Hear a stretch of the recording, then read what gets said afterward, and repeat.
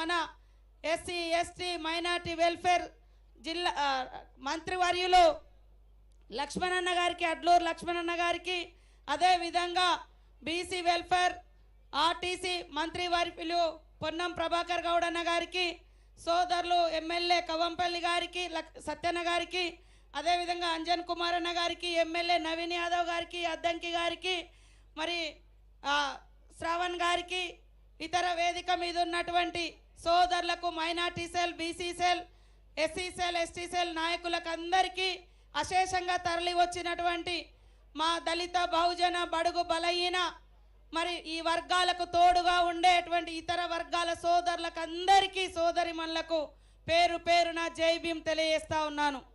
అంబేద్కర్ గారు icon of knowledge. Ambedkar గారు అంటే మరి అంబేద్కర్ గారు అంటే రైట్స్ ఆఫ్ మరి బడుగు బలహీన వర్గాల హక్కులకు దారి చూపినటువంటి మహనీయుడు.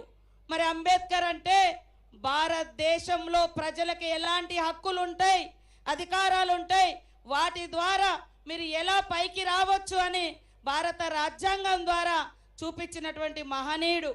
ఆ మహనీయుని పట్టుకొని కొంతమంది పార్లమెంటులో దురహంకారులు బయట కానీ లోపల కానీ పార్లమెంట్లో కానీ ఎక్కడైనా అంబేద్కర్ అంబేద్కర్ అంటే ఏమొస్తుంది అని అంటారు.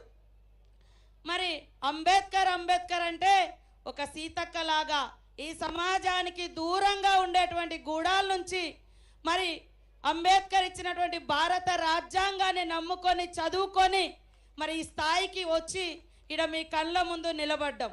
ఇవాళ లక్ష్మణన్న గారు కావచ్చు, పొన్నమన్న కావచ్చు, మరి కవంపల్లి గారు కావచ్చు, అద్దంకి గారు కావచ్చు, అందరం ఇక్కడటువంటి వాళ్ళం. మీరు కూడా ఎంతో మందికి అవకాశాలు కల్పించినటువంటి మహనీయుడు. అది అవకాశాలను హక్కులు కల్పించి మరి ఈ స్థాయికి తీసుకొచ్చిండు. కాబట్టి భారత రాజ్యాంగాన్ని కాపాడడం కోసం ఒకవైపు మన నాయకుడు రాహుల్ గాంధీ గారు కూడా దేశవ్యాప్తంగా పోరాడుతున్నాడు. ఖచ్చితంగా భారత రాజ్యాన్ని కాపాడుకుందాం.